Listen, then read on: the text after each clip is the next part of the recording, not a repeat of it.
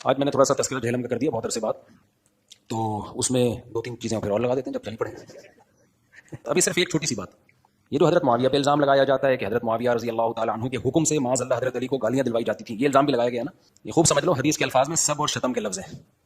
سب اور شتم کا لازمی ترجمہ یہ کرنا گالیاں، یہ بالکل غلط ہے. سب اور شتم کسی کی پالیسیوں پہ اعتراض کرنا، کسی کو جو ہے وہ اختلاف رائے کرنا، اس میں تھوڑا مضبوط لہجہ اختیار کرنا، اس کو بھی سب و شتم کہا جاتا ہے. یہ وہ جو الزام لگائے جا رہے ہیں نا، یہ وہ الزامات ہیں جو مدعی سست اور گواہ چست. حضرت علی کا بھی اس حد تک ان سے نہیں تھا. سیاسی اختلاف میں تلواریں چلتی ہیں، لیکن ایک دوسرے کی ذات پہ نہیں کیچڑ اچھالا جاتا، اور نہیں اچھالا حضرت علی نے کیچڑ، نہ حضرت معاویہ نے اچھالا، نہ حضرت علی نے اچھالا ہے. سمجھتے ہو کہ نہیں سمجھتے؟ یہ جو ٹاپک ہے نا سب و شتم والا، اس میں تھوڑی بہت تبرکن 2-4 چیزیں ضرور دے دوں تاکہ یہ بیلنس ہو جائے. اس حوالے سے دیکھیں، مفتی تقی عثمانی صاحب نے اپنے زوم میں حضرت امیر معاویہ رضی اللہ تعالیٰ عنہ کے دفاع کے اوپر ایک کتاب لکھی ہے، خلافت و ملوکیت کا جواب دینے کی ناکام کوشش کرتے ہوئے، اور اس میں ان سے بہت بڑا بلنڈر ہوا. انہوں نے یہ دعویٰ کیا کہ یہ جو کہا جاتا ہے کہ بنو امیہ کے دور میں ممبروں سے حضرت علی پہ سب و شتم ہوتا تھا، یہ بالکل غلط بات ہے. وہ کہتے ہیں صرف ایک ہی حدیث ملتی ہے بخاری میں جس میں سب کے الفاظ ہیں، اور سب کا مطلب ہمیشہ گالی نہیں ہوتا، کبھی گالی بھی ہوتا ہے، لیکن یہاں پہ سب سے مراد تنقید کرنا ہے. اب یہ لادہ بات ہے کہ حضرت علی کے اوپر تنقید ہو رہی ہو تو یہ اس کو بڑی آسانی سے کہتے ہیں نہیں یہ گالی نہیں دی، تنقید کی ہے، اور دوسرے کسی خلیفہ کی بات آ جائے تو ان لوگوں کی رگ پھڑک جاتی ہے. تو اس پہ میں نے کہا تھا کہ اگر تو یہ تقی عثمانی صاحب نے غلط بیانی جان بوجھ کر کی ہے تو منافقت کی ہے، لیکن یہ تو بہت بڑا حکم ہے. ہم یہ سمجھتے ہیں کہ انہوں نے جان بوجھ کے ایسا نہیں کیا ہوگا، لا علمی میں کیا، یعنی وہ اس ٹاپک سے لا علم ہے. اور یہی ہم آپ کو بتانا چاہ رہے ہیں کہ جن علماء کے پیچھے آپ لگے ہوئے ہیں، جنہوں نے آپ کو طوطے کی طرح رٹا دیا جی وہ سب کا مطلب گالی نہیں ہوتا، سب کا مطلب تنقید ہوتا ہے، ان بیچاروں کو پتہ ہی نہیں ہے. بخاری کی جو سب والی حدیث تھی یہ مسلم میں بھی موجود ہے 6229، اس میں واضح الفاظ ہیں کہ آل مروان میں سے جب ایک بندہ حاکم بنا، اور یہ بات ہو رہی ہے حضرت معاویہ رضی اللہ تعالیٰ عنہ کے دور یا ان کے بعد کی، پہلے کی نہیں ہے یہ بات، بعد کی. آل مروان تو پھر بعد میں ہی آئے. یعنی وہ جو کہتے تھے صلح حسن ہوئی تھی، صلح حسن کے بعد یہ ہوا تھا. کس طریقے سے اس صلح کے ساتھ یہ ظلم کیا گیا. تو مسلم شریف کے الفاظ ہیں، سہل ابن سعد السعدی کو بلایا گیا اور کہا گیا کہ آپ ممبر پر چڑھ کر حضرت علی کے اوپر لعنت کریں. نعوذ باللہ، لعنت کے الفاظ ہیں. اگر یہ نہیں کہہ سکتے تو کہو لعن اللہ ابو تراب، ابو تراب مٹی والے پر لعنت، نعوذ باللہ. اچھا، اور ممبر پر. اب بخاری میں تو سب کے لفظ تھے، مسلم نے اس کے کھول کے بیان کر دیا. میری ویڈیوز نہیں دیکھی تھی امام مسلم نے، انہوں نے جو صحیح بات تھی وہ امت تک پہنچا دی. اب انہوں نے انکار کیا، اور جب انہوں نے کہا کہ آپ کہہ دو ابو تراب پہ، تو اس پہ حضرت سہل ابن سعد السعدی جو ہے وہ ہنسنا شروع ہو گئے. انہوں نے کہا تم اس نام کو برا سمجھ رہے ہو، اور حضرت علی اس نام سے بہت خوش ہوتے تھے. بنو امیہ کے لوگ حضرت علی کو ابو تراب کہتے تھے حقارت کی وجہ سے، مٹی والا، جبکہ یہ نام خود رسول اللہ نے رکھا ہوا تھا ان کا. اور حضرت علی نے اپنی کنیت ہی بدل لی تھی، آپ کی کنیت تھی ابو الحسن، لیکن آپ کہتے تھے مجھے ابو تراب کہا کرو چونکہ نبی الاسلام نے مجھے ابو تراب کہا ہے. اچھا، اب بنو امیہ تو سمجھتے تھے یہ. اب ان کا علمی لیول دیکھ لیں تقی عثمانی صاحب کا، اور ان کے بڑے تھے وہ لوگ، وہ پوچھتے ہیں آگے سے سہل ابن سعد السعدی کو یہ ابو تراب نام کیسے پڑا. یعنی ان کے بڑوں کو بھی کچھ نہیں پتا تھا کہ حضرت علی کی یہ کنیت ہے. یعنی یہ صرف یہ جاہل نہیں ہے، ان کے بڑے بھی جاہل تھے اس زمانے کے لوگ. تو حضرت سہل ابن سعد السعدی نے کہا کہ میں تمہیں بتاتا ہوں، اصل میں ہوا یوں کہ میاں بیوی ہونے کے ناطے ایک دفعہ حضرت علی اور سیدہ فاطمہ علیہم السلام کا آپس میں جھگڑا ہو گیا. حضرت علی ناراض ہو کے گھر سے نکل گئے. جو میں اکثر کہتا ہوں کہ شریف شوہر وہی ہے کہ جب بیوی سے جھگڑا ہو تو خود نکل جائیں. ہاں، اسی طریقے سے ہی آپ اپنے معاملات کو اچھا لے کے چل سکتے ہیں. اور جا کے وہ مسجد میں لیٹ گئے ڈائریکٹ زمین کے اوپر، نبی الاسلام نے ایک صحابی کو بھیجا کہ ڈھونڈو کدھر گئے ہیں، تو بتایا گیا اس طرح مسجد میں وہ لیٹے میں۔ اب یہ بھی ہو سکتا تھا کہ نبی الاسلام کہتے کہ علی کو بلاؤ، وہ خود حاضر ہوتے قدموں میں، لیکن نبی الاسلام نے اپنی محبت کا اظہار فرمایا اور آپ صلی اللہ علیہ وآلہ وسلم بنفس نفیس خود تشریف لے گئے، اور حضرت علی مٹی میں لیٹے ہوئے تھے، نیند کی حالت میں تھے۔ آپ نے اپنے مبارک ہاتھوں سے ان کے جسم سے مٹی جھاڑی اور کہا اٹھ ابو تراب، اٹھ اے مٹی میں لپٹنے والے، اٹھ۔ اب یہ نام اتنا ان کو پسند آیا، ان کے لیے تو یہ لائف ٹائم کی اچیومنٹ تھی نا۔ مجھے بتائیں ایک امتی کے لیے اس سے بڑی کوئی اچیومنٹ ہو سکتی ہے کہ اللہ کا محبوب آ کے اسے خود اٹھائے اور اپنے مبارک ہاتھوں سے اس کی مٹی صاف کرے؟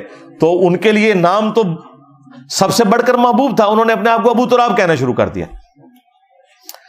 تو یعنی بنو امیہ جس نام کو بگاڑتے تھے وہ حضرت علی کی خوشی کا نام تھا، اور وہ اپنے ذوم میں یہ سمجھتے تھے کہ ہم اس کو بگاڑ رہے ہیں۔ علی وہ اس لیے نہیں کہتے تھے کہ علی کا تو مطلب ہے اونچی شان والا، یہ تو اللہ کا بھی نام ہے، وَهُوَ الْعَلِيُّ الْعَظِيمُ، لیکن وہ العلی، یہ صرف علی۔ تو حضرت سہل ابن سعد السعدی نے ابو تراب نام کی حقیقت ان کو بتا دی۔ بس آپ نے یہ یاد رکھنا ہے کہ جب بنو امیہ ابو تراب کہے تو آپ سمجھ لیں کہ یہ تنقیص کے لیے کہتے ہیں، اور جب بنو امیہ کے لوگ سب کی بات کریں تو اس کا مطلب کیا ہوتا ہے؟ لعن اللہ ابا تراب، صحیح مسلم 6229۔ یہ غدیر خم کی جو حدیث ہے قرآن اور اہل بیت، جو 4 حدیث ہیں 6225 سے لے کر 6228 تک، اس سے اگلی حدیث یہ ہے۔ اب ایک اور حدیث ہے بخاری میں، مسلم میں ذرا تفصیل کے ساتھ ہے۔ بخاری میں صرف اتنا حصہ موجود ہے کہ حضرت سعد ابن ابی وقاص رضی اللہ تعالیٰ عنہ کہتے ہیں کہ میں نے خود نبی علیہ السلام سے یہ بات سنی تھی کہ آپ نے فرمایا علی کی مجھ سے وہی نسبت ہے جو ہارون کی موسیٰ کے ساتھ، مگر میرے بعد کوئی نبی نہیں۔ یعنی اگر مولا علی امتی نبی نہیں تو غلامت قادیانی دجال تشیعی کوئی نہیں۔ ہاں، اگر یہ امتی نبی کا ٹائٹل کسی کو ملنا تھا، اگر ہوتا یہ تو مولا علی کو ملتا، لیکن آپ نے فرمایا میرے بعد کوئی نبی نہیں۔ بخاری میں اتنا ہی حصہ ہے۔ مسلم میں یہ اس کا شان ارشاد بھی موجود ہے اس حدیث کا۔ وہ کہتے ہیں نا جی بتائیں جی کس موقع کے اوپر فرمایا تھا، دسنے تو مسلم شریف میں، کہ حضرت معاویہ رضی اللہ تعالیٰ عنہ نے حضرت سعد ابن ابی وقاص کو بلایا، اور مسلم کے الفاظ ہیں 6220 نمبر حدیث، امر معاویہ، معاویہ نے حکم دیا، اور پھر پوچھا کہ تمہیں کون سی چیز منع کرتی ہے کہ تم ابو تراب پر سب نہیں کرتے؟ ابو تراب کو بھی یاد کر لینا ہے اور سب کو بھی، ہاں بالکل فلنگ دی بلینکس خود کرنا ہے۔ اچھا اس حدیث میں بعض لوگوں کو نا وہم ہو گیا کہ وہ کام کوئی اور کہا تھا تو انکار کسی اور کام کا کیا۔ تو میں نے کہا تھا کہ تمہارے جو بڑے ہیں نا ابا جی روحانی ابن تیمیہ منہاج السنہ میں، انہوں نے خود لکھا ہے کہ سب کرنے کا کہا تو انکار کیا۔ مسلم میں صرف اتنے الفاظ تھے، حکم دیا تو انکار کیا، اور پھر پوچھا کہ تمہیں کون سی چیز مانے ہے کہ سب نہیں کرتے، تو ظاہر اسی کا تھا۔ ابن تیمیہ نے ہمارا مسئلہ حل کر دیا، اس نے خود ہی اس میں لکھ دیا کہ سب کرنے کا کہا۔ اب اہل حدیث روئیں بیٹھ کے، تو یہ ابن تیمیہ نے کو میری ویڈیوز دیکھ کے نہیں کیا تھا، حالانکہ شیعہ کے خلاف کتاب لکھی ہے منہاج السنہ، اور بیسیکلی اس روایت کا وہ جواب دینے کی کوشش کر رہے ہیں۔ اب حضرت سعد ابن ابی وقاص، اب دیکھ لیں قسمت کی بات ہے، کدھر سعد ابن ابی وقاص اور کدھر ان کا بیٹا وہ مردود عمر ابن سعد، اور اس کے کرتوت حضرت سعد کو اپنی زندگی میں پتہ چل گئے تھے۔ مسلم شریف میں حدیث ہے، سعد ابن ابی وقاص کا بیٹا عامر بن سعد کہتا ہے کہ میں اپنے باپ کے پاس کھڑا تھا جب وہ اپنے اونٹوں کے پاس تھے اور کھیتی باڑی کر رہے تھے، اتنے میں سامنے سے ایک گھوڑ سوار آیا، تو انہوں نے کہا کہ میں اس گھوڑ سوار کے شر سے اللہ کی پناہ میں آتا ہوں۔ کہتے ہیں میں نے دیکھا کہ کس کو کہہ رہے ہیں، تو وہ ان کا اپنا بیٹا تھا عمر ابن سعد۔ ابھی کربلا نہیں ہوئی ہے، ہاں حضرت علی کا دور چل رہا ہے یا حضرت معاویہ کا دور، تو حضرت سعد ابن ابی وقاص اپنے اس بیٹے کے بارے میں کہتے ہیں کہ اے اللہ میں اس کے شر سے تیری پناہ میں آتا ہوں، عمر ابن سعد کے۔ اور اس نے آتے ہی کہا ابا جی دیکھیں لوگ تو حکومت کے چکر میں ایک دوسرے سے لڑائیاں لڑ رہے ہیں تو آئیں آپ بھی اس میں شامل ہوں, آپ بھی کوئی حصہ وصول کریں اس میں. ہاں ابا جی تسی بھی اپنا حصہ لو آ کے.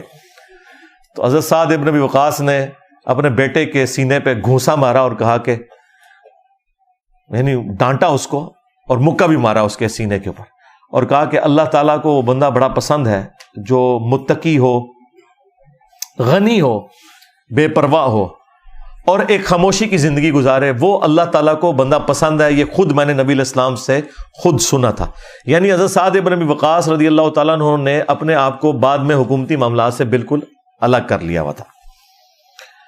تو اب یہاں پہ مسلم شریف میں 6220 جب حضرت معاویہ نے انہیں حکم دیا, انہوں نے انکار کیا اور کہا کہ آپ کو کون سی چیز منع کرتی ہے؟ تو انہوں نے کہا کہ اے معاویہ, میں نے علی کے بارے میں نبی صلی اللہ علیہ وآلہ وسلم سے 3 باتیں ایسی سنی ہیں کہ مجھے ایک بھی مل جائے تو میرے لیے سرخ اونٹوں سے بہتر ہو. یعنی آج کے دور میں آپ سمجھ لیں لینڈ روور سے, ہاں جی V8 سے بہتر ہو میرے لیے, ایک بھی مجھے مل جائے. اور یہ کون بندہ کہہ رہا ہے جو خود نبی علیہ السلام کا ماموں ہے رشتے میں, فاتح ایران ہے, پہلے 10 مسلمانوں میں سے, 10 مبشرہ میں سے, اور سب سے بڑھ کر خود مولا علی گواہی دے رہے ہیں. بخاری مسلم میں حدیث ہے, مولا علی کہتے ہیں میں نے کسی اور شخص کے بارے میں حضور کی مبارک زبان سے یہ نہیں سنا. بدر و احد کے موقع پر نبی علیہ السلام نے کہا سعد تجھ پر میرے ماں باپ قربان, تیر چلا اللہ کی راہ میں. اور جس پہ حضور اپنے ماں باپ کو جمع کر رہے ہیں نا, وہ کہہ رہا ہے علی کی ایک فضیلت بھی مجھے مل جائے. ٹھیک ہے, اور یہ لے کے بیٹھے ہوئے فتح مکہ کے بعد مسلمانوں کو, اور وہ لکھ رہے ہیں جی علی معاویہ بھائی بھائی. اور خدا دا نہ آ جائے, زمین و آسمان نو بلا رہے ہو, ہاں جی اسلام کے رشتے میں اسلام, پھر ساڈا نام ہی لکھ لو نال بھائی بھائی. خدا دا نہ آ جائے, کس کو کس سے ملا رہے ہو؟ وہ ٹھیک تھا نعرہ تمہارا, خلافت راشدہ حق 4 یار, بالکل. اچھا, وہ پھر حضرت سعد ابن ابی وقاص کہتے ہیں سن پہلی فضیلت, یہ وہ جو بخاری میں بھی حصہ آیا ہے کہ نبی صلی اللہ علیہ وآلہ وسلم نے تبوک کے موقع پر, پہلا اور آخری موقع تھا کہ آپ حضرت علی کو ساتھ نہیں کسی جنگ میں لے کے گئے, ورنہ ہر جنگ میں حضرت علی نبی علیہ السلام کے ساتھ آگے آگے جھنڈا اٹھا کے چلتے تھے. تو یہ پہلا اور آخری موقع تھا. حضرت علی کو مدینہ شریف چھوڑا تو آپ رو پڑے. تو نبی علیہ السلام نے فرمایا کہ اے علی, کیا تو اس بات پہ راضی نہیں, تیری میرے ساتھ وہی نسبت ہے جو ہارون کی موسیٰ کے ساتھ, مگر میرے بعد کوئی نبی نہیں. یعنی جس طرح موسیٰ علیہ السلام کو طور پر گئے تھے, ہارون علیہ السلام کو اپنی جگہ چھوڑ کر گئے تھے. اس سے کوئی خلافت نہیں ثابت ہوتی, کیونکہ اگر آپ ثابت کریں گے تو حضرت ہارون جو ہیں وہ حضرت موسیٰ سے پہلے فوت ہو گئے تھے. ان کے خلیفہ جوشوا بنے تھے, یوشع ابن نون. نبی علیہ السلام کا جو خلیفہ اور وصی ہے وہ قرآن ہے. تو نبی علیہ السلام نے یہ فرمایا, کتنی بڑی تسلی دی, ہارون اور موسیٰ کی نسبت, مگر میرے بعد کوئی نبی نہیں. اور دوسرا, غزوہ خیبر کے موقع پر نبی علیہ السلام نے فرمایا کل میں اس شخص کے ہاتھ میں جھنڈا دوں گا جو اللہ اور اس کے رسول سے محبت کرتا ہے, اللہ اور اس کا رسول اس سے محبت کرتے ہیں. یہ اس سے بڑی بات ہے. ہم پوری رات اس شوق میں نہیں سوئے کہ کس کی قسمت میں یہ ہوگا. اور مسلم میں تو الفاظ ہیں, حضرت ابو ہریرہ کہتے ہیں کہ حضرت عمر مجھ سے کہا کرتے تھے کہ یہ پہلا اور آخری موقع تھا کہ مجھے بھی خواہش ہوئی کہ یہ جھنڈا مجھے مل جائے. صبح نبی علیہ السلام نے کہا علی کی طرح بلاؤ. ان کو آشوب چشم تھا, آپ نے اپنا لعاب دہن لگایا, شفا ہو گئی, اپنے مبارک ہاتھوں سے زرہ باندھی اور کہا کہ اے علی جب جنگ کے لیے جانا تو ان کو پہلے دعوت دینا, اگر تیری وجہ سے کسی ایک بندے کو بھی ہدایت مل گئی تو تیرے لیے سرخ اونٹوں سے بہتر ہے. میدان جنگ میں بھی یعنی دعوت والا معاملہ. اور پھر اللہ تعالیٰ نے فتح دے دی. اچھا, اب یہاں سے وہ کہتے ہیں جی وہ نبی علیہ السلام نے حضرت علی سے مدد مانگی. مدد کہاں سے مانگی ہوئی؟ حضرت علی کی تو آنکھیں نہیں کھل رہی تھی, حضور نے ان کی مدد کی, آشوب چشم دور کیا اور اس کے بعد ڈیوٹی لگائی. تو اس طریقے سے حضرت علی کو شان کو بیان کرنا کہ نبی علیہ السلام کو ان کا کوئی محتاج بتانا, یہ صراحتاً گستاخی والا معاملہ ہے. اور تیسرا موقع سن, جب نجران کے کرسچنز کے ساتھ نبی علیہ السلام کی ڈیبیٹ ہوئی, الٹیمیٹلی قرآن میں سورہ آل عمران میں حکم نازل ہوا کہ اب ان کے ساتھ آپ مباہلے والا معاملہ کریں. سورہ آل عمران کی آیت نمبر 61 نازل ہوئی. تو نبی علیہ السلام نے حضرت علی، حسن، حسین، فاطمہ علیہ السلام اجمعین کو لیا اور کہا اے اللہ اللہم ہاؤلائی اہل بیتی، یہ میرے اہل بیت ہیں. نبی علیہ السلام نے، حالانکہ اس میں کیا حکم تھا، ندعو ابناءنا و ابناءکم و نساءنا و نساءکم، اپنے بیٹوں کو لے آؤ، ہم بھی اپنے بیٹوں کو لے آتے ہیں، تم بھی اپنی عورتوں کو لے آؤ، ہم بھی اپنی عورتوں کو لے آتے ہیں. نبی علیہ السلام کی 9 بیویاں تھیں، کسی کو ساتھ نہیں لے کے گئے، فاطمہ کو لے کے گئے. اب یہ اسپیشل پروٹوکول ہے. یہ جو لوگ کہتے ہیں نا جی یہ پنجتن پاک جو ہیں یہ اعزازی اہل بیت ہے، نہ سرکار، امہات المومنین اعزازی اہل بیت ہیں، یہ حقیقی اہل بیت ہیں، وہ بھی حقیقی ہیں. یہ میں حقیقی وہ والی ٹرم نہیں جو رافضی استعمال کرتے ہیں، نہ میں وہ والی. میں آپ کو بتانا چاہ رہا ہوں کہ اس کے پیچھے کیا ہے، کیونکہ غدیر خم کی حدیث میں ہے کہ زید ابن ارقم کہتے ہیں کہ نبی علیہ السلام کے اہل بیت وہ ہیں جن سے آپ کا دودھ اور خون کا رشتہ ہے. اور پھر وہ ساتھ کہتے ہیں کہ بیوی صرف اتنی دیر اہل بیت ہوتی ہے جتنی دیر خاوند کے عقد میں رہے، جب اسے وہ طلاق دے دے تو بیوی اپنے باپ کے پاس لوٹ جاتی ہے. اور یہ بات انہوں نے اس وقت کی جب لوگوں نے پوچھا کہ آپ یہ غدیر خم کی ہمیں حدیث سنا رہے ہیں قرآن اور اہل بیت، تو یہاں اہل بیت کون ہے؟ تو انہوں نے کہا اس سے مراد ہے آل علی، آل عقیل، آل جعفر، آل عباس.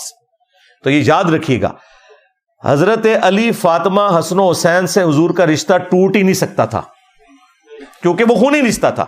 بیویوں سے آپ کا رشتہ ٹوٹ بھی سکتا تھا، الحمدللہ نہیں ٹوٹا. ہاں، دنیا اور آخرت میں وہ ہماری مائیں اور نبی الاسلام کی بیوی ہیں. لیکن یہ صحابی نے جو بات کی ہے بتانے کے لیے کہ حقیقی اہل بیت وہ ہوتے ہیں جن سے آپ کا خون کا رشتہ ہوتا ہے، اور بیوی سے جو آپ کا رشتہ ہوتا ہے وہ خون کا نہیں ہوتا، وہ اعزازی رشتہ ہوتا ہے، اس کی وجہ سے وہ بھی اہل بیت ہوتے ہیں. ٹھیک ہے، تو اب یہ میں چیزیں ساتھ اس لیے کلیئر کر رہا ہوں تاکہ آپ کو یہ بات سمجھ آئے کہ آپ نے افراط و تفریط سے بچنا ہے. تو اہل بیت والے معاملے میں نبی علیہ السلام نے حسن و حسین، سیدہ فاطمہ اور حضرت علی کو اپنے ساتھ لے کے آئے اور کہا اے اللہ یہ میرے اہل بیت ہیں. یہ فضیلت سنائی. مسلم شریف میں تو حدیث ختم ہو جاتی ہے. یہی حدیث 100% اسی سند کے ساتھ امام نسائی نے اپنی کتاب سنن نسائی الکبریٰ میں لی ہے. اس کا الگ سے چیپٹر چھپ چکا ہے، خصائص علی. وہ ہمارے جیلم شہر سے ہی شیخ زبیر صاحب کے اسٹوڈنٹ غلام مصطفیٰ ظہیر صاحب امن پوری حفظہ اللہ تعالی، ہم تو احترام سے ان کا نام لیں گے، تو انہوں نے اس پہ تحکیم لگائی ہوئی ہے. اس میں آگے الفاظ ہیں، تحکیم کی تو ضرورت نہیں، اس کی سند بھی مسلم شریف والی ہے. اس میں آگے الفاظ ہیں کہ سعد ابن ابی وقاص کا بیٹا کہتا ہے پھر حضرت معاویہ جتنے دن مدینہ شریف رہے حضرت علی کی تنقیص کا ایک جملہ بھی اپنی زبان سے نہیں نکالا، کیونکہ میرے باپ نے جس طریقے سے ان کو ٹریٹ کیا تھا. اب اس نے امام نووی کا بھی پول کھول دیا. امام نووی نے مسلم شریف کی حدیث کی شرح میں لکھا ہے کہ وہ حضرت معاویہ تو بیسیکلی یہ کہہ رہے تھے کہ یہ لوگ گالیاں دیتے ہیں حضرت علی کو، آپ مجھے حضرت علی کے فضائل سنائیں تاکہ میں لوگوں کو قائل کروں. دیکھو کڈی لمبی جناب دفاع کر دے جے. تو وہ حدیث نے بتا دیا کہ وہ جتنے دن پھر ادھر رہے انہوں نے حضرت علی کے بارے میں کوئی غلط جملہ نہیں بولا. یہ حدیث سنن ابن ماجہ میں بھی اس کا ایک طریق موجود ہے. اس میں چوتھی فضیلت بھی ہے، من کنت مولا فہذا علی مولا، جس کا مولا میں اس کا مولا علی. اور ابن ماجہ میں تو الفاظ ہیں ساتھ غصے میں آگے اور کہا تو اس کے بارے میں بات کرتا ہے. ابھی کہیں گے انجینئر صاحب بھی غصے میں ہے، بھائی اسی طریقے سے بات کی ہوگی نا، طاہر جمیل کے سٹائل میں تو غصے میں نہیں آئے ہوں گے. اور عربیاں دا غصہ اللہ معافی دے. ایتے پٹھانا نو ویکھیا تسی انج عربی ہون بھی آپس ہی نارمل بھی گفتگو اس طرح کرتے جے، اور عربی جب غصے میں ہو توبہ توبہ، تو اس کے بارے میں بات کرتا ہے جس کے بارے میں یہ فضائل ہیں. اب یہ احادیث الحمدللہ میں نے یہ ساری بڑی ترتیب کے ساتھ اس میں ڈالی ہوئی ہیں.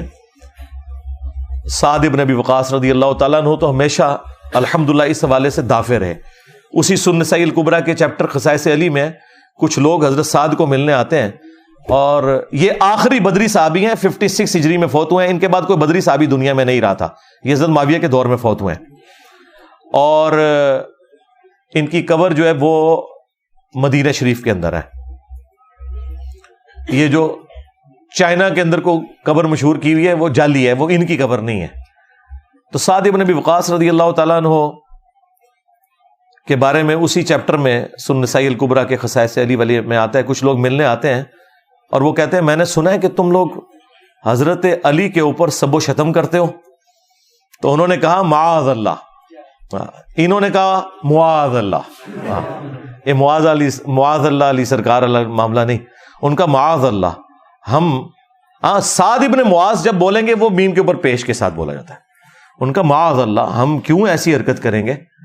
تو انہوں نے کہا کہ یہ لوگ اگر میرے سر پر آرا رکھ دیں میری مانگ پر اور مجھے دھمکی لگائیں کہ سعد تیرے 2 ٹکڑے کر دیں گے اور تو علی کے بارے میں کوئی برا جملہ اپنی زبان سے نکال تو میں اپنے 2 ٹکڑے کروا لوں گا، لیکن میں علی کے بارے میں کوئی نیگیٹو جملہ نہیں بولوں گا، کیونکہ جو کچھ میں نے رسول اللہ سے اپنے کانوں سے سن رکھا ہے علی کی شان میں صلی اللہ علیہ وآلہ وسلم رضی اللہ تعالیٰ. یہ سعد ابن ابی وقاص. اور بیٹا دیکھ لیں، جس طرح نوح علیہ السلام کا بیٹا، یہاں پہ بھی بیٹے کے آپ کرتوت دیکھ لیں. اس کے علاوہ بھی کئی ایک احادیث ہیں، وہ بیان کیا تو کافی ٹائم لگ جائے گا. میں اسے کنکلوڈ کرتا ہوں. ایک تو اپنی ماں کی اس حدیث کے اوپر، سیدہ ام سلمہ سلام اللہ علیہا کے بارے میں سنن نسائی الکبریٰ کا چیپٹر ہے فضائل صحابہ، اس کے اندر بھی موجود ہے. المعجم الصغیر الطبرانی کے اندر موجود ہے. کئی کتابوں میں انہوں نے کہا کہ لوگوں تمہارے ممبروں سے رسول اللہ پر گالیاں بکی جاتی ہیں. تو لوگوں نے کہا کہ معاذ اللہ، کون ایسا ہوگا جو یہ کام کرے. انہوں نے کہا تم یہ نہیں کہتے ہو کہ علی اور اس سے محبت کرنے والوں پر تم سب و شتم نہیں کرتے، جبکہ میں رسول اللہ کی بیوی گواہی دیتی ہوں کہ علی سے سب سے زیادہ محبت رسول اللہ کیا کرتے تھے. لہذا جب تم یہ کہتے ہو نا علی اور اس کے محبت کرنے والوں پر لعنت یا ان پر سب و شتم کرتے ہو تو گویا تم رسول اللہ کو گالی دے رہے ہوتے ہو. ہاں، یہ الگ سے بھی ایک حدیث ہے مسند احمد کے اندر، اس کی صحت میں اختلاف ہے، کچھ محدثین صحیح مانتے ہیں کچھ ضعیف، لیکن وہ اس میں فٹ ان بیٹھ رہی ہے. اسی لیے ہمارے استاد شیخ زبیر صاحب نے مسند احمد کی جب یہ حدیث مشکات میں آئی ہے نا، تو انہوں نے اس کے فٹ نوٹ پہ مسند ابی یعلا کے ریفرنس سے یہ روایت لکھ دی ہے کہ تمہارے ممبروں سے حضرت علی کے اوپر جو سب و شتم والا معاملہ ہو رہا ہے. لیکن وہ حدیث کو چونکہ وہ ضعیف سمجھتے تھے، اس کو سپورٹیو حدیث انہوں نے لکھ دی کہ من سب علی فقد سبنی، جس نے علی کو گالی دی اس نے مجھے گالی دی. تو میں نے یہ طریقے لبیک والوں کو کہا تھا کہ اس کے آگے اپنا نعرہ جوڑ لو پھر، کہ من سب نبی فقتلوہ، جس نے علی کو گالی دی اس نے نبی کو گالی دی، اور جس نے نبی کو گالی دی فقتلوہ. ہاں، ہن تک ہو کہ کس نال تسی یہ کرنا ہے، لیکن چھڑنا کوئی نہیں جے. ہاں، بخاری مسلم میں حدیث ہے میری بیٹی فاطمہ بھی چوری کرے اس کے بھی ہاتھ کٹیں گے. ہاں، دین میں سب پھر برابر ہیں جب جرم کوئی کرے گا تو. بہرحال وہ روایت تو خیر کمزور ہے، میں نے اس کے اوپر لادہ سے ایک گفتگو کی بھی ہے. منصبہ نبیین والی روایت جو ہے یہ اصول محدثین پہ ثابت نہیں ہے. ہاں، فساد فی الارض کے تحت جو کوئی عادی گستاخ ہو آپ اس کے ساتھ کوئی اس طرح کا معاملہ کر سکتے ہیں، وہ بھی جوڈیشری کے تھرو. تو بہرحال یہ حدیث اس بات پر گواہ ہے کہ ممبروں سے بھی ہوتی تھی، اور ان کے اوپر تحکیم میں نے خود نہیں لگائی، اس فضائل صحابہ والے چیپٹر پہ بھی تحکیم غلام مصطفیٰ ظہیر صاحب کی لگی ہوئی ہے، اور انہوں نے باقاعدہ اس کی تخریج کر کے اور کتابوں کے بھی نام لکھیں گے، فلاں فلاں کتاب میں بھی یہ روایت موجود ہے. آخر میں سعد ابن ابی وقاص کی حدیث پہ ہی اسے اینڈ کرتا ہوں. المستدرک للحاکم میں موجود ہے، سعد ابن ابی وقاص رضی اللہ تعالیٰ عنہ مدینہ شریف کے بازار سے گزر رہے تھے. انہوں نے ایک گھوڑ سوار کو دیکھا کہ اس کے گرد مجمع جمع ہے اور وہ حضرت علی ابن ابی طالب کو گالیاں دے رہا ہے مدینہ شریف کے اندر. آپ اندازہ کریں. اس حدیث کو امام حاکم نے بھی صحیح کہا، امام ذہبی نے بھی موافقت کی. تو سعد ابن ابی وقاص اس مجمع کے قریب ہے. جب لوگوں نے دیکھا کہ سعد ابن ابی وقاص ہے تو لوگوں نے راستہ کھول دیا، ظاہر سینئر صحابی تھے. تو وہ مجمع کو چیرتے ہوئے سیدھے اس گھوڑ سوار کے پاس آئے اور کہا کہ تو کس بنیاد پر علی ابن ابی طالب کے اوپر یہ تبرہ کر رہا ہے. اور پھر وہاں سعد ابن ابی وقاص نے خطبہ دیا اور کہا مجھے بتا، کیا علی ابن ابی طالب وہ پہلا شخص نہیں جو رسول اللہ پر ایمان لایا؟ کیا علی ابن ابی طالب وہ پہلا شخص نہیں ہے جس نے رسول اللہ کے ساتھ نماز پڑھی؟ کیا علی ابن ابی طالب رسول اللہ کا داماد نہیں تھا؟ کیا ہر جنگ میں سب سے آگے رسول اللہ کا جھنڈا اٹھا کر علی ابن ابی طالب نہیں چلتے تھے؟ کیا دنیا سے سب سے زیادہ بے رغبتی رکھنے والے علی ابن ابی طالب نہیں تھے؟ اور انہوں نے کئی ایک فضائل ذکر کیے. اس کے بعد انہوں نے کہا کہ اے اللہ، یہ تیرے اولیاء میں سے ایک ولی، ایک انہوں نے اپنے جعلی ولی بنائے ہوئے نا، یہ تیرے اولیاء میں سے ایک ولی کی گستاخی کر رہا ہے، اپنی قدرت کا کرشمہ اسی وقت دکھا. بس مستجاب الدعوات تھے، اتنی الفاظ نکلے اسی وقت. اس گھوڑ سوار کا گھوڑا بدکا اور اس نے اس گھوڑ سوار کو زمین پر پٹکا. وہاں پہ ایک پتھر تھا، اس پہ اس کا بھیجا لگا اور وہیں پہ وہ حرام موت مر گیا. یہ ہے کرامت. کہتے ہیں جینی صاحب کو کرامت سنائے، اے جے کرامت ساڈے بزرگاں دی کرامت ہوئی کدے نال؟ تواڈے بزرگاں نال. ہاں مزہ ہے نا. ہاں ساڈے بزرگاں دی کرامت تواڈے بزرگاں ہوتے ہو گئی. ہاں آج دیکھ لینا، مطلب جو آج ہمیں زبان بھی نہیں کھولنے دے رہے، اور زبان ہم کیا کھول رہے ہیں؟ قرآن و حدیث بیان کر رہے ہیں. تو ظاہر ہے یہ اپنے ان بزرگوں کا دفاع کر رہے ہیں. تو آندہ کوئی کہنا کہ کوئی کرامت نو مندے، ان کو ہاں جی بالکل مندے ہیں جی، سن لے ہوتے. تو پھر ان کو انشاءاللہ تعالیٰ نا ایک میسج بھی پہنچ جائے گا، ان کو بات سمجھ بھی آ جائے گی. اور آئے دن کوئی نہ کوئی ہنگامہ کھڑا کرتے رہتے ہیں. تو میں وقتاً فوقتاً ان تمام ٹاپکس کو ایڈریس کرتا رہتا ہوں تاکہ لوگوں کو حق بات پتہ چل جائے. یہ اتنا معاملہ آسان نہیں ہے. اب یہ پورا ایک ٹاپک ہے کس طریقے سے یہ سارے کے سارے معاملات خلفائے راشدین کے بعد سیدنا علی کے دور میں جنگ جمل، صفین، نہروان، اور اس سے بھی پہلے حضرت عثمان کیوں شہید ہوئے. آپ کو تو کہانی کروائی نا انہوں نے کہ جی وہ عبداللہ ابن سبا نے یہ سارا معاملہ خراب کیا تھا. بالکل جھوٹ بولا. ایک شخصیت جو حضرت علی کے دور میں سامنے آیا، جسے حضرت علی نے خود قتل کروایا، اس کو پکڑ کے انہوں نے شہادت عثمان کے چکر میں ڈال دیا تاکہ بنو امیہ کو چھپا لیں کہ بنو امیہ کے گورنروں کی وجہ سے حضرت عثمان غنی رضی اللہ تعالیٰ عنہ کے خلاف ان کی رعایا ہو گئی تھی، اور الٹیمیٹلی اس کا انجام ان کی شہادت ہوا. اور یہ وہ باتیں ہیں جو بخاری مسلم میں لکھی ہوئی ہیں. میں نے اپنے ریسرچ پیپر میں ساری احادیث وہ جمع کی ہیں، تاریخی روایتیں نہیں، حدیثیں. اس کے اوپر پردہ ڈالنے کے لیے انہوں نے باقی معاملات جو ہے نا وہ نئے اجاگر کرنا شروع کر دیے. اللہ کے بندو، یہ تو اتنا خطرناک معاملہ تھا کہ یہ معاملہ اس لیول کے اوپر بگڑا ہے کہ صرف بخاری مسلم سے اگر حدیثیں میں آپ کے سامنے رکھوں تو آپ کانوں کو ہاتھ لگائیں گے. صحیح بخاری میں 4108 نمبر حدیث ہے، 4108. تحکیم کے بعد جب ایک معاہدہ فائنل ہونے جا رہا تھا اور نہیں ہو سکا سیدنا علی اور حضرت معاویہ کے درمیان، اس کے بعد جب حضرت معاویہ مدینہ شریف آئے تو انہوں نے وہاں ایک خطبہ دیا. بخاری کے الفاظ ہیں کہ حضرت حفصہ جو تھی، سیدہ حفصہ، حضرت عمر کی بیٹی اور عبداللہ ابن عمر کی بہن اور ام المومنین بھی، انہوں نے اپنے بھائی عبداللہ بن عمر سے کہا کہ جاؤ، حضرت معاویہ آئے ہیں تو وہ خطبہ دے رہے ہیں، تمہاری غیر موجودگی کو کہیں فتنہ نہ شمار کر لیا جائے، تو تم جا کے ان کی تقریر سنو. کیونکہ اس وقت پولیٹیکل اختلافات تو چل رہے تھے. تو عبداللہ بن عمر پھر وہ مجبوراً چلے گئے، اور وہاں پہ حضرت معاویہ نے تقریر کرتے ہوئے کہا کہ تم میں جو اس امر خلافت کے اندر خواہش رکھتا ہے نا، وہ اپنا سینگ اٹھائے، میں اس کے باپ سے بھی زیادہ خلافت کا حقدار ہوں، نعوذ باللہ. اور یہ کنایا کیا انہوں نے حضرت عبداللہ بن عمر کی طرف. وہ اگلی جو اس روایت کا حصہ ہے بخاری کا، وہ آپ کو کلیئر کر دے گا. اب یہ اتنا بڑا جملہ تھا. اب مجھے بتائیں کہ عبداللہ بن عمر کا باپ وہ ہے کہ جن کی وجہ سے رومن امپائر گری ہے اور شام مسلمانوں کے پاس آیا، اور اس شام میں بیٹھا ہوا ایک شخص امیر شام، وہ اسی کے بیٹے کو کہہ رہا ہے کہ میں تجھ سے اور تیرے باپ سے زیادہ خلافت کا حقدار ہوں. یہ بخاری شریف ہے جی، یہ اصول الکافی شریف نہیں ہے، ہاں یہ مولانا شریف نہیں ہے، یہ بخاری شریف ہے. اب عبداللہ بن عمر کو غصہ تو آیا لیکن خاموش ہو گئے. اور وہ خاموش کیوں ہوئے؟ آج بھی لوگ کہتے ہیں نا کہ جی صدیوں سے لوگ کیوں نہیں بول رہے تھے. اس زمانے میں نہیں لوگ بول سکے. وہ ہمارے استاد مولانا اسحاق صاحب والی بات ہے کہ ماما روزانہ حسین نہیں جم دیا. ہاں، حسین ابن علی اور عبداللہ ابن عمر دونوں کی نیچرز میں فرق تھا.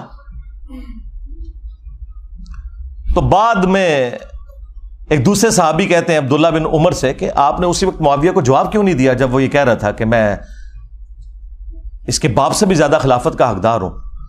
تو عبداللہ بن عمر نے کہا کہ میں نے ارادہ تو کیا کہ میں اپنی گوٹ کھولوں، یعنی وہ احتبا کر کے دونوں گھٹنوں کو یوں لے کے بیٹھے تھے، اور میں اسے اسی بھرے مجمع میں جواب دوں کہ تجھ سے زیادہ خلافت کا حقدار وہ ہے کہ جس نے تم سے اور تمہارے باپ سے جنگ کی تھی جب تم لوگ کافر تھے اور ہم لوگ مسلمان تھے. یعنی تم لوگ بعد میں مسلمان ہو کر طلقاء فتح مکہ کے موقع پر تم لوگوں نے معافیاں مانگ کے اسلام قبول کیا. تم لوگ آج آ کے عمر اور اس کے بیٹے کے بارے میں کہہ رہے ہو کہ ہم اس سے زیادہ خلافت کے حقدار ہیں. مجھے بتائیں، جو شخص یہ کہے کہ میں عمر سے زیادہ خلافت کا حقدار ہوں، اس نے علی کی خلافت کہاں سے ماننی تھی؟ یہ اب سنی شیعہ سے مسئلہ اٹھ چکا ہے. جی وہ قصاص عثمان چاہتے تھے، قصاص عثمان چاہنے والا یہ کہے گا کہ میں حضرت عمر سے زیادہ خلافت کا حقدار ہوں، تو انٹینشن تو انہوں نے خود کھول کے بتا دی. اچھا، تو وہ عبداللہ بن عمر کہتے ہیں میں نے ارادہ تو کیا اپنی گوٹ کھولوں اور میں ایسے کہوں کہ تجھ سے زیادہ خلافت کا حقدار اور تیرے باپ سے زیادہ وہ ہے کہ جن لوگوں نے تمہیں مار مار کے اسلام میں داخل کیا ہے. یعنی تم لوگ کافر تھے اور ہم نے تم سے جنگیں لڑی ہیں. اور امام بخاری نے یہ حدیث غزوہ خندق کے چیپٹر میں ڈالی ہے یہ بتانے کے لیے کہ خندق کے موقع پر عبداللہ بن عمر اور حضرت عمر مسلمان تھے اور حضرت معاویہ اور ان کے والد کافر تھے. یہ اس میں سے انہوں نے رزلٹ نکالا ہے. اچھا، اب یہ بڑی حیران کن بات ہے، اسے آپ کرامت سمجھیں یا انٹینشنلی ایسا ہوا. یہ سیم الفاظ صحیح مسلم کے اندر موجود ہیں حضرت عمر کے بھی. ایک تو وہ بخاری میں حدیث ہے نا، جب آپ کو زخم لگے تو آپ نے 6 رکنی کمیٹی بنائی اور کہا کہ میں اپنے بعد اس امر خلافت میں ان 6 بندوں کے سوا کسی کو حقدار نہیں سمجھتا کہ رسول اللہ اپنی وفات تک ان سے راضی رہے. علی، عثمان، طلحہ، زبیر، عبد الرحمن بن عوف اور سعد بن ابی وقاص، ان میں سے کسی کو خلیفہ چن لینا میرے بعد. اور مسلم شریف میں الفاظ ہیں کہ آپ نے خواب دیکھا کہ ایک مرغے نے آپ کو ٹھونگ ماری ہے. اس کے بعد آپ نے جمعے والے دن خطبہ دیا اور اگلا جمعہ آپ کو نصیب نہیں ہوا، بدھ والے دن آپ کی شہادت ہو گئی. اور کہا کہ میں نے خواب دیکھی ہے اور میں نے اس کی تعبیر یہی کی ہے کہ عنقریب مجھے قتل کر دیا جائے گا، اور اگر میں اچانک مارا جاؤں تو اپنی خلافت کو ان 6 بندوں سے باہر نہ جانے دینا کہ جن سے رسول اللہ اپنی وفات تک راضی رہے. اس کے آگے بڑے خطرناک الفاظ ہیں کہ تم دیکھو گے کہ ان 6 بندوں کی مخالفت وہ لوگ کریں گے کہ جن کو میں نے اپنے ہاتھوں سے اسلام کے لیے مارا ہوا ہے، اور اگر وہ مخالفت میں سامنے آ جائیں تو سمجھ لینا کہ یہ لوگ اللہ کے دشمن اور کافر ہیں. اتنے سخت الفاظ ہیں. ہاں جی، اب یہ آپ نے تلاش کرنا ہے یہ اللہ کے دشمن کن کو کہا انہوں نے کہ جن سے میں نے اسلام کے لیے خود جنگ کی ہے. لوگ کہتے ہیں یہ رومنز اور پرشینز کا ذکر ہو رہا ہے، اور رومنز اور پرشینز کو صحابہ کرام نے اپنے مشورے میں شامل کرنا تھا کہ حضرت آپ بتائیں کہ ہم نے کس کو خلیفہ چننا ہے. اور دوسرا، رومنز اور پرشینز تو رہی کوئی نہیں تھے، وہ تو گر گئے تھے حضرت عمر کے دور میں. یہ آپ اپنے اندر رہنے والے لوگوں کی بات کر رہے تھے کہ یہ وہ لوگ ہیں جن کو ہم نے مار مار کے اسلام میں داخل کیا ہے، اور یہی مخالفت کریں گے ان 6 بندوں کی. خیر، اس کی ایکسپلینیشن میں علماء پہ چھوڑ دیتا ہوں. میں نے کوئی تشریح کی تو وہ کہیں گے کہ ایتے وچ نہیں سی لکھیا، تون وچوں کڈ کے لکھے ایتے وچ تے ٹائم قیامت تک کی کڈ کے دس. اچھا، مزے کی بات بتاؤں، یہ مسلم شریف کی حدیث جو ہے نا، یہ سیم حدیث سنن کبریٰ البیہقی کے اندر اسی سند کے اوپر ہے 100%، یہ مرغے کی ٹھونگ مارنے والی. اور اس کے اینڈ پہ لکھا ہے کہ سیدنا عمر 26 ذوالحجہ کو شہید ہوئے.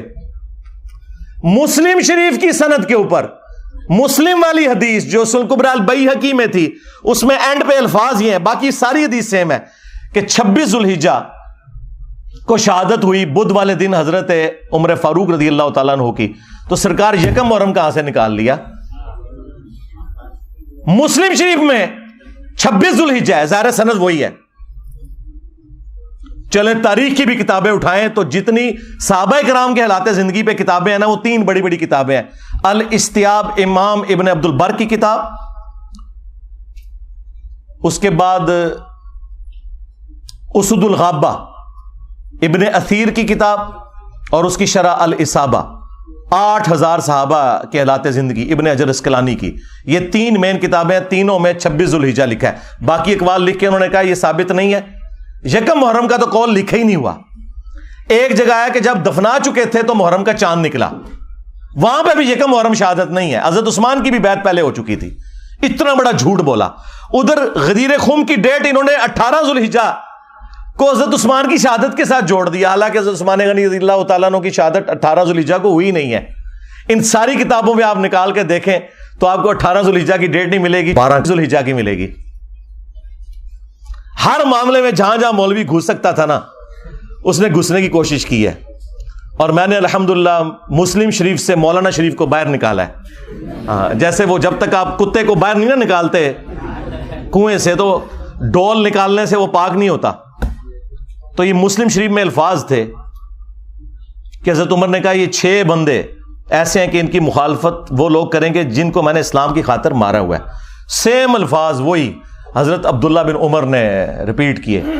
حدیث ختم نہیں ہوئی بخاری کی، آگے الفاظ ہیں کہ عبداللہ بن عمر کہتے ہیں کہ میں نے ارادہ تو کیا تھا یہ ساری باتیں کروں، تو پھر مجھے جنت کی نعمتیں یاد آ گئیں اور میں نے انہی پر اکتفا کر لیا، اور پھر میں خون ریزی اور فتنے کے ڈر سے خاموش ہو کر اپنے معاملات کو میں نے اسی کے اوپر اکتفا کر لیا۔ وہ حدیث کا راوی کہتا ہے کہ عبداللہ بن عمر نے خاموش ہو کر اپنی جان بھی بچا لی اور اپنی عزت بھی بچا لی۔ ایک ماموں نے دوسرے ماموں سے اپنی جان اور عزت بچائی۔ ابھی عبداللہ بن عمر بھی تو ماموں ہے نا، جب انہوں نے رشتے اس طرح کے نکالے ہوئے ہیں تو عبداللہ بن عمر ماموں نہیں ہے، وہ خال المومنین نہیں ہے۔ تو وہ کہتے ہیں کہ عبداللہ بن عمر نے اپنی جان بھی بچا لی اور عزت بھی بچا لی، یعنی اس وقت کیسی کیٹاسٹرافک کنڈیشن تھی کہ لوگوں کو اپنی جان سے بھی ہاتھ دھونا پڑتا تھا۔ تو سرکار لوگ کہتے ہیں کہ بھی سارے حسین ابن علی کی طرح کیوں نہیں اکٹھے ہو گئے، اپنے بال بچوں کے ساتھ کیوں نہیں سامنے آ گئے؟ ایسا ہو نہیں سکتا میرے بھائی۔ یہ تو جن کا یعنی گھرانہ اتنا عالی ہے کہ جنہیں یہ پتا ہے کہ ہمارا کسی چیز کو ایکسپٹ کرنا، اس کو دین کا حصہ بنا دینا ہے، انہوں نے ہی سامنے آنا تھا نا، باقی لوگوں نے کہاں سے آنا تھا؟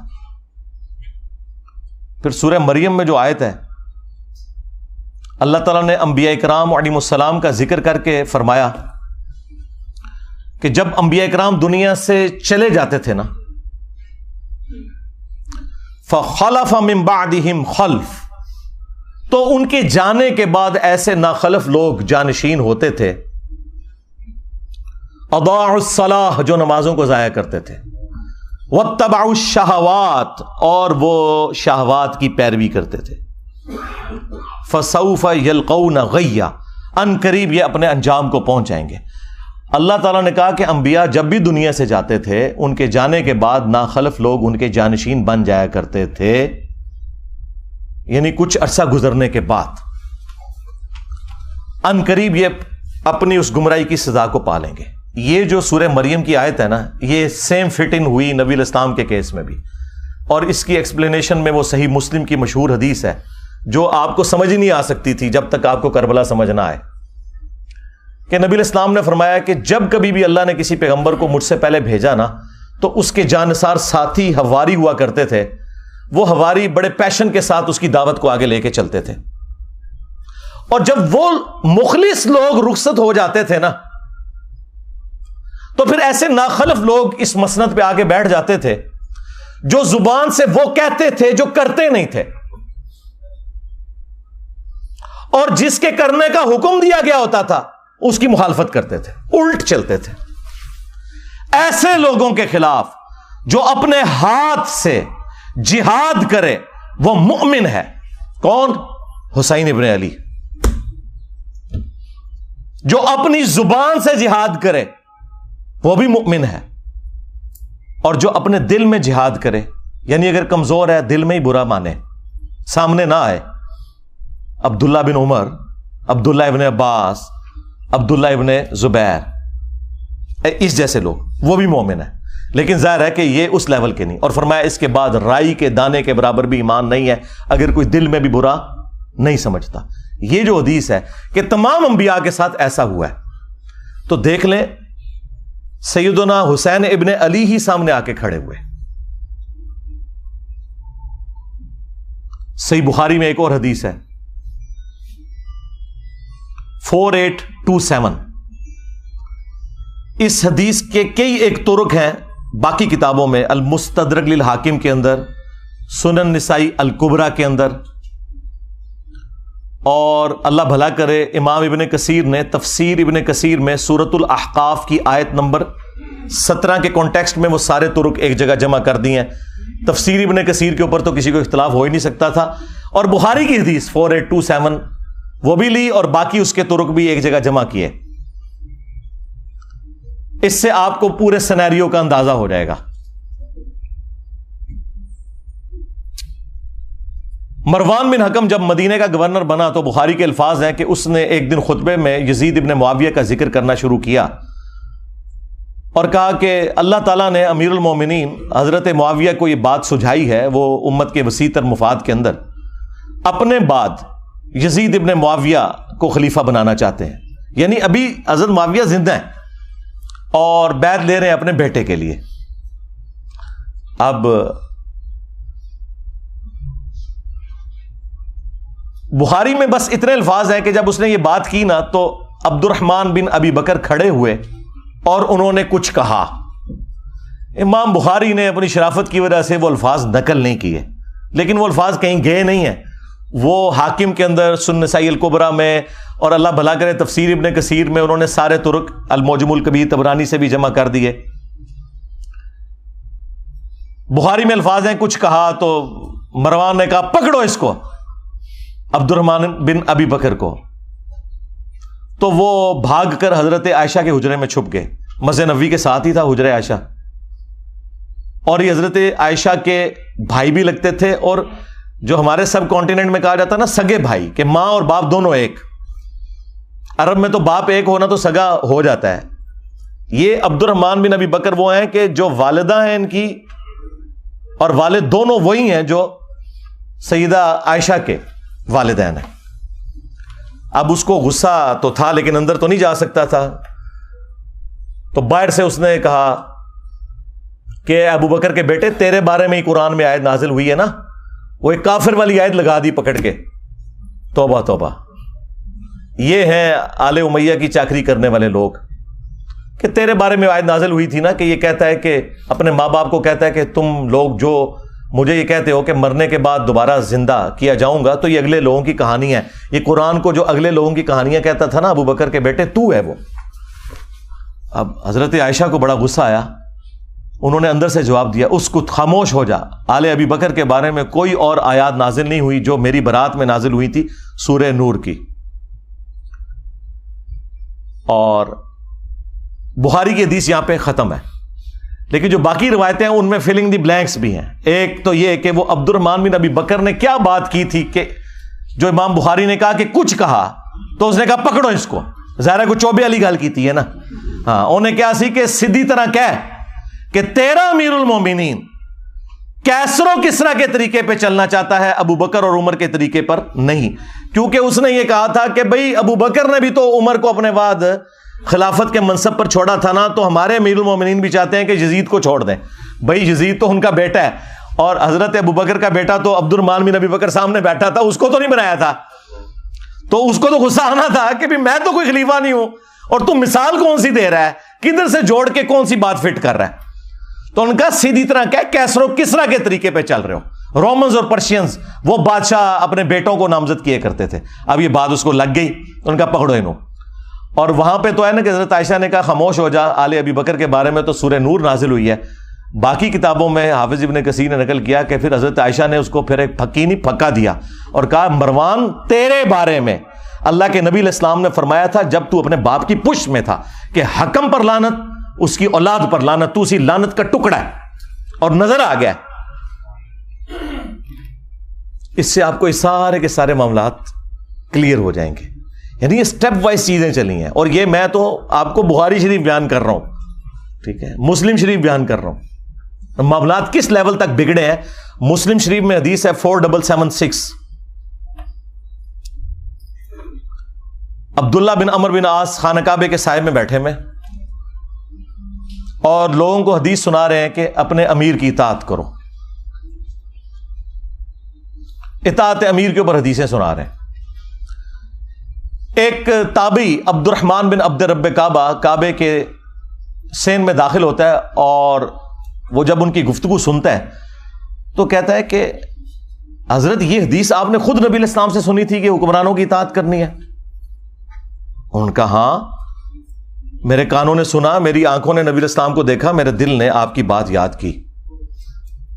آگے تو اس نے ایسی بات کر دی کہ وہ ایکسپیکٹ نہیں کر رہے تھے. انہوں نے کہا آپ تو ہمیں کہہ رہے ہیں کہ امیر کی اطاعت کرو, اور آپ کے چچا کا لڑکا معاویہ ابن ابی سفیان جو ہمارا حکمران ہے وہ تو ہمیں حکم دیتا ہے کہ ہم لوگوں کو ناحق قتل کریں اور حرام طریقے سے ان کا مال ہڑپ کریں, جبکہ قرآن میں اللہ تعالیٰ فرماتا ہے سورہ النساء کی آیت نمبر 29 تابعی نے کوٹ کر دی کہ ایک دوسرے کا مال ناحق طریقے سے ہڑپ مت کرو اور ایک دوسرے کو قتل نہ کرو. اب آپ ہمیں بتائیں کہ ہم اللہ کی بات مانیں یا اپنے حکمران کی بات مانیں, معاویہ بن ابی سفیان کی. اب عبداللہ بن عمر بن عاص تھوڑی دیر کے لیے خاموش ہو گئے, پھر انہوں نے سر اٹھا کر کہا کہ آندھا سے انجینئر کو نہیں دیکھنا. یہ نہیں کہا, میں جوک کے طور پہ کہہ رہا ہوں. انہوں نے کہا کہ معاویہ کی اطاعت کرو ان کاموں میں جس میں تمہیں اللہ کے مطابق چلائے, اور جس میں وہ اللہ کی نافرمانی کا تمہیں کہے تم اس کی نافرمانی کرو. یہی ایٹیچیوڈ ہونا چاہیے. یعنی یہ آپ کو دور حکومت کے اندر جو ایک معاملات ہے نا, وہ بھی اندازہ ہونا شروع ہو گیا کہ کس لیول کے اوپر معاملات بگڑ چکے ہوئے تھے. پھر صلح حسن کے حوالے سے بھی باتیں کرتے ہیں, وہ بھی آپ میرے اس میں ہی پڑھ لیجئے گا, میری ویڈیوز بھی ریکارڈ ہیں. کربلا کے بعد کون سی صلح حسن رہ گئی؟ حسن ابن علی نے اس لیے صلح کی تھی کہ آپ انہیں زہر دے دیتے. المصنف ابن ابی شیبہ میں موجود ہے, زہر دیا گیا. اور ابو داؤد میں تو اتنی رکت انگیز حدیث ہے کہ پھر دربار شام میں اس چیز کی خوشی منائی گئی. ہاں ظاہر ہے جب آپ غم نہ کریں تو اسے خوشی منانا ہی کہا جائے گا نا. الٹا کوئی غم کی بات کر رہا ہے آپ اسے ٹوک دیں. مقدام بن مادی کرب بیٹھے ہوئے ہیں, یہ حدیث مسند احمد میں بھی ہے اور سنن ابی داؤد میں بھی. شیخ زبیلی زئی اور شیخ ناصر الدین البانی دونوں نے اس حدیث کو ٹھیک کہا ہے. مقدام بن مادی کرب بیٹھے ہوئے ہیں امیر شام کے دربار میں, اور اتنے میں خبر پہنچتی ہے کہ حسن ابن علی شہید ہو گئے. تو مقدام بن مادی کرب پڑھتے ہیں انا للہ و انا الیہ راجعون. ظاہر ہے عام مسلمان کی موت پہ بھی آپ نے یہی پڑھنا ہے. تو اب امام داؤد نے کہا کہ قال رجل, ایک مرد نے کہا. وہ کس مرد نے کہا؟ وہ مسند احمد میں ہے. قال معاویہ, معاویہ نے کہا تم حسن کے مرنے کو مصیبت سمجھتے ہو؟ اللہ اکبر. جب شاہ صاحب یہ بات کر رہے ہو تو شاہ کے وفادار تو ایک ہاتھ آگے جائیں گے. وہاں ایک چمچا بیٹھا تھا امیر شام کا, اس نے کہا حسن تو ایک آگ کا انگارہ تھا جسے اللہ نے بجھا دیا. نعوذ باللہ. اس جملے کا مطلب آپ سمجھتے ہیں کیا ہے؟ یعنی حسن کے ساتھ ظاہر ہے یہ ایک پیس ٹریٹی اور صلح حسن ہوئی تھی, کچھ شرائط تھیں, تو آگ کا انگارہ اس لیے تھا کہ کسی بھی وقت ان شرائط کے ٹوٹنے کے اوپر حسن قیام کر سکتے ہیں, جو ان سے ہم نے وعدہ خلافیاں بھی کی ہیں اتنی زیادہ, سوائے ایک خمس ملتا تھا, باقی تو کوئی بھی شرط پہ عمل نہیں ہوا. تو حسن آگ کا ایک انگارہ تھا جسے اللہ نے بجھا دیا. اب یہ بات حضرت مقدام بن مادی کرب نے جب سنی تو انہیں تو لگ گئی آگ. انہوں نے کہا کہ معاویہ تم نے مجھ سے ایسی بات کی ہے جس سے مجھے تکلیف ہوئی ہے. اللہ کی قسم میں اس وقت تک یہاں سے نہیں اٹھوں گا جب تک تمہیں بھی اسی طرح تکلیف نہ دوں. اور معاویہ اگر میں سچ بولوں تو میری تصدیق کرنا, اور اگر جھوٹ بولوں تو کہہ دینا کہ میں جھوٹ بول رہا ہوں. پھر انہوں نے کہا کہ اے معاویہ کیا اللہ کے نبی علیہ السلام نے یہ نہیں فرمایا تھا کہ چیتوں اور درندوں کی کھالیں ان کو پہننے ان کو اوڑھنے سے کیا اللہ کے نبی علیہ السلام نے منع نہیں فرمایا تھا؟ کیا اللہ کے نبی صلی اللہ علیہ وآلہ وسلم نے سونے چاندی کے جو برتن ہیں ان کو استعمال کرنے سے منع نہیں فرمایا تھا؟ اب وہ جو حرمت والی چیزیں وہ گنواتے چلے گئے اور حضرت معاویہ تصدیق کرتے چلے گئے، اور اینڈ پہ پتا انہوں نے کیا بولا؟ انہوں نے کہا یہ سارے حرام کام تیرے گھر میں ہو رہے ہیں، ٹھیک ہے، یعنی تیرے اپنے گھر کی حالت یہ ہے اور تو حسن بن علی کے بارے میں بات کر رہا ہے۔ اور پھر انہوں نے ایک جملہ بولا کہ میں حسن کی موت کو مصیبت کیوں نہ جانوں کہ اللہ کے نبی علیہ السلام اپنے زانوں پر ایک طرف حسن ابن علی کو بٹھاتے تھے، دوسری طرف حسین ابن علی کو، اور کہتے تھے حسن مجھ سے ہے، حسین علی سے ہے۔ اب یہ ساری کی ساری عزت افزائی انورٹڈ کاماز میں جب کروائی امیر شام نے، تو انہوں نے کہا مقدام مجھے پتا تھا میں باتوں میں تم سے نہیں جیت سکتا، اور پھر انہوں نے کہا کہ لاؤ مال و دولت مقدام کو بھی دو، ان کے ساتھیوں کو بھی دو۔ تو مقدام کو جو انہوں نے گفٹ دیے وہ وہی انہوں نے غریب لوگوں میں ادھر ہی تقسیم کر دیے۔ بعد میں پھر امیر شام نے پوچھا کہ وہ گفٹس کا کیا بنا، تو انہوں نے کہا کہ مقدام نے تو سب کچھ یہیں پہ تقسیم کر دیا۔ تو انہوں نے پھر ان کی تعریف کی کہ ہاں مقدام تو پھر مقدام ہے نا، یعنی وہی جو حکمرانی کی مجبوریاں ہیں جڑی ہوئی وہ مجبور کرتی ہیں۔ کہاں بنو عباس نے شیعان علی کو استعمال کیا بنو امیہ کو الٹنے کے لیے، اور جب حاکم بنے تو بنو امیہ سے بھی زیادہ مظالم کرنے شروع کر دیے۔ کیوں؟ یہ بس ایک کرسی کا تقاضا تھا، یہ جس کے نیچے جاتی ہے نا اس کے اندر وہ ساری خرابیاں پیدا ہونا شروع ہو جاتی ہیں۔ میں نے ایک ریسرچ پیپر لکھا ہے اور اکثر ویڈیوز میں اس کا تعارف کروایا ہے، واقعہ کربلا کا حقیقی پس منظر 72 صحیح الاسناد احادیث کی روشنی میں۔ یہ 72 کا ٹائٹل شہدائے کربلا کی نسبت سے ہے، ورنہ اس میں 200 سے زیادہ حدیث ہیں، اکثر بخاری مسلم سے ہیں۔ اور اس میں نے حضرت عمر فاروق رضی اللہ تعالیٰ عنہ کی شہادت سے لے کر شہادت حسین تک جتنے معاملات ہوئے ہیں نا، وہ بنو امیہ کی لکھوائی ہوئی تاریخ کی روشنی میں نہیں، احادیث کی روشنی میں، اور اکثر بخاری مسلم سے ہیں۔ اور ادر دین بخاری مسلم جو ہیں وہ بڑے بڑے جو محدثین ہیں دور حاضر کے، شیخ البانی رحمہ اللہ، شیخ زبیر لیزئی رحمہ اللہ، شیخ شعیب ارنوت رحمہ اللہ، اور باقی محدثین کی تحکیم لگی ہوئی ہے۔ ایک حدیث بھی کوئی ایسی نہیں ہے جس پہ صحت کا حکم نہ ہو۔ ہاں یہ ضرور ہو سکتا ہے کہ کوئی حدیث چند محدثین کے نزدیک صحیح ہے، باقیوں کے نزدیک ضعیف ہے، اور بعض احادیث ایسی ہیں جو ان کے نزدیک صحیح ہیں اور ان کے نزدیک ضعیف ہے۔ وہ میں نے ساری اس لیے جمع کی ہیں تاکہ جن کا دل ٹھکتا ہے البانی کے اوپر وہ البانی والی روایتیں لے کے اپنا عقیدہ درست کر لے، جن کا دل ٹھکتا ہے شیخ زبیر لیزئی کے اوپر یا شیخ شعیب ارنوت کے اوپر وہ کر لے۔ میں نے ایک اور اکثر مقدمہ تو میں نے جو ہے نا وہ بخاری مسلم سے ہی بیان کر دیا ہے، اور وہ تو میرے خیال ہے ایک حدیث ہی کافی ہے۔ ہاں جی 2812 وَيْحَ عَمَّارٍ تَقْتُلُهُ الْفِئَةُ الْبَاغِيَةُ يَدْعُوهُمْ إِلَى اللَّهِ وَيَدْعُونَهُ إِلَى النَّارِ۔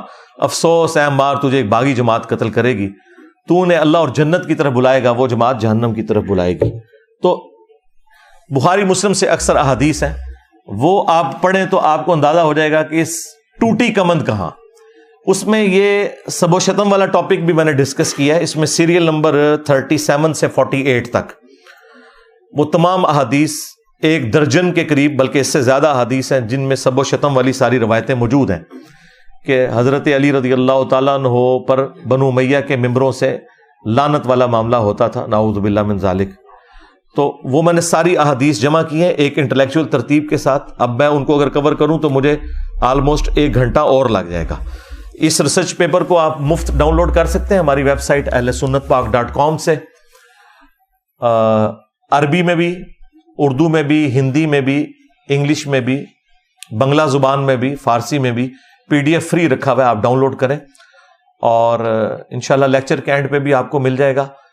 پورے ملک میں آپ کہیں سے بھی فری ڈاک میں یہ ریسرچ پیپر اور اس کے ساتھ مزید 8 ریسرچ پیپر اور ٹوٹل 9، اور یہ 12 کا پیکیج ہے، 3 اذکار کارڈ پلاسٹک پیکنگ کے اندر آپ کے گھر فری آئے گا، صرف 500 روپیہ آج کی ڈیٹ تک، کیونکہ یہ ریٹ پیٹرول کی وجہ سے ڈاک کے بڑھتے جا رہے ہیں۔ ہم بھیجتے بھی TCS ہیں جو سب سے بہترین سروس ہے، 500 روپیہ صرف TCS کا خرچہ لیتے ہیں، آپ کے گھر یہ فری آئیں گے سارے ریسرچ پیپرز۔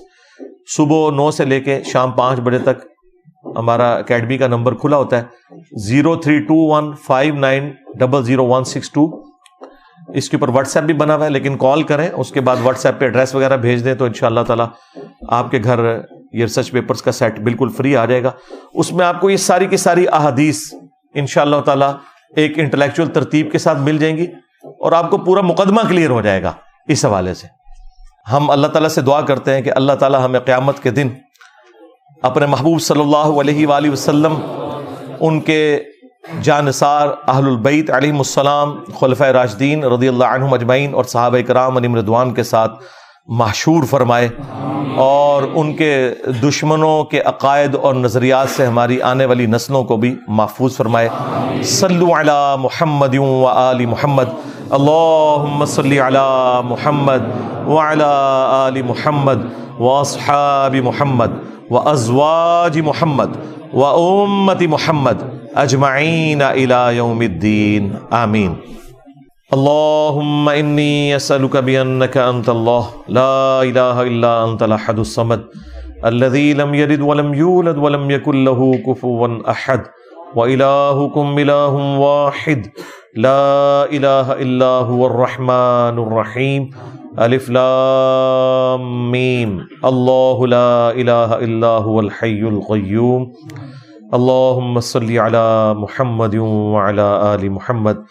اللهم ربنا آتنا في الدنيا حسنة وفي الآخرة حسنة وقنا عذاب النار ربنا آتنا من لدنك رحمة وهيئ لنا من أمرنا رشدا. اللهم اغفر لحينا وميتنا وشاهدنا وغائبنا وصغيرنا وكبيرنا وذكرنا وأنثانا. اللهم من أحييته منا فأحيه على الإسلام ومن توفيته منا فتوفه على الإيمان. اے اللہ ہمارے ماں باپ کی، پوری امت کی، ہمارے بیوی بچوں کی، تمام دینی دنیاوی جسمانی روحانی ظاہری باطنی پریشانیاں، تکلیف، مصیبتیں، دکھ، بیماریاں، دشواریاں دور فرما. جن جن بھلائیوں کا سوال تیرے محبوب صلی اللہ علیہ وآلہ وسلم نے تجھ سے کیا، ہم تمام مسلمانوں کے حق میں قبول و منظور فرما. جن جن چیزوں کے شر سے تیرے محبوب صلی اللہ علیہ وآلہ وسلم نے تیری پناہ طلب کی، تمام مسلمانوں کو ان چیزوں کے شر سے اپنی پناہ عطا فرما.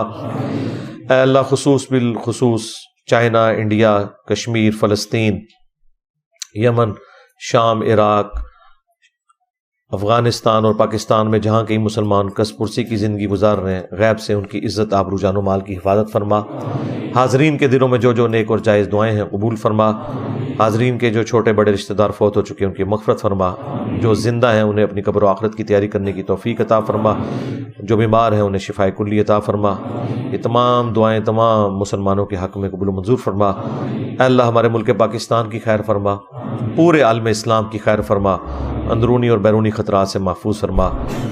سبحان ربک رب العزت عما یصفون وسلام علی المرسلین والحمد للہ رب العالمین وصلی اللہ علی النبی الکریم وعلی آلہ واصحابہ اجمعین الی یوم الدین، آمین.